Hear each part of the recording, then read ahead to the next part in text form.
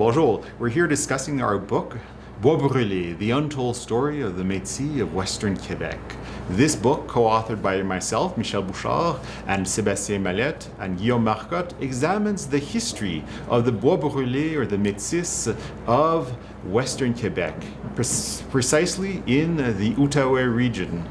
This book examines, explores, and studies a history that has been largely overlooked. Those individuals, the freemen, the free traders, that gave rise to a community centered in what is now the Maniwaki region. This community has descendants who identify themselves as Métis and are seeking to have, in a sense, their story told and recognized in, in the province and in the country. So we're grateful for their, in a sense, their support, in a sense, in allowing us to pursue this line of research.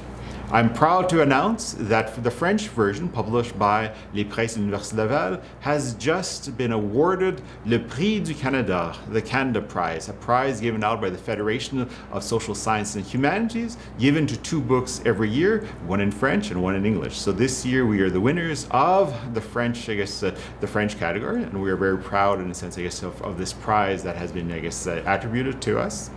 This work, in a sense, started roughly 3 years ago after the publication, in a sense, of a co-authored book with myself, Sébastien Mallette, and Robert Foxkern, the book Songs Upon the Rivers, published at that came out at the end of 2016. From the outset, we wanted to ensure that this book would be published in both official languages. So we wanted to bridge the gaps, to get these two, in a sense, lines of academic thought openly, in a sense, openly being, discussed. After the publication of the French version, in a sense, we went specifically to Maniwaki and we gave, a talk that was, in a sense, to a full room.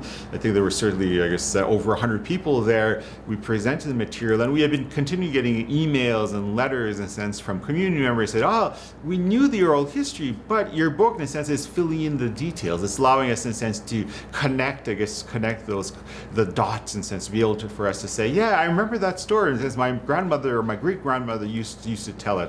So I think the feedback from the community was very positive in that our goal was to provide, of course, an expert account, in a sense. Therefore, in a sense, we want to make sure to provide a very, in a sense, a very professional account, an account that would not only pass through peer review, but in a sense would pass the test of time. So we were very conscientious that our goal was to be as faithful to, in a sense, an analysis of, the both archival documents and also the oral history record to make it as good and as accurate as an account as possible. But we're very happy to see, in a sense, the feedback that we got from community members saying, yeah, this fits into, in a sense, what we were told, in a sense, what we knew about our community, and you're also actually helping us to complete, our picture, in a sense, of our community, in a sense, of our history. So, which was very, as an author, in a sense, it's always nice to know that people aren't only reading it, but they're actually taking something out of the work that we've labored so hard, to complete. We're also very grateful, in a sense, to Michel Noël, in a sense, who provided a foreword for this book. Michel Noël is a very well-known, author, in Quebec, has written, books for youth and, for adults, and has drawn upon his experience as one of the descendants of these families, one of the, as a member of this community of the Métis, in a sense, of Western Quebec. So we're very honored to have him providing a personal account, in a sense, of life as a child, going with his father in a canoe and visiting one of the last, trade outposts of the Hudson's Bay Company in this region of Western Quebec. And this is important because we have both, in a sense, is bridging the lived history, the living history, the memories, in a sense, of community members, and tying it to, in a sense, the archival and historical record to show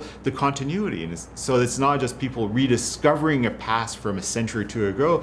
It is the lived lives and the lived, in a sense, testimony, and memories, of community members who thought it important to remember and to recall, in a sense, their families, in a sense, history in the region.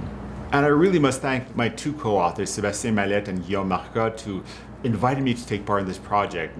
When we were doing the research and writing the book and getting published, Guillaume Marcotte was finishing up, his master's thesis at Université Saint-Boniface. Guillaume is one of the best archival and historical researchers that I ever met. Sébastien Mallette He is a profound philosopher, I guess, political scientist, I guess, quite an innovative, in a sense, thinker when it comes to issues of law, legal studies, indigenous rights, and how they all tie together to the big question of the Métis question, I guess, of Canada and North America.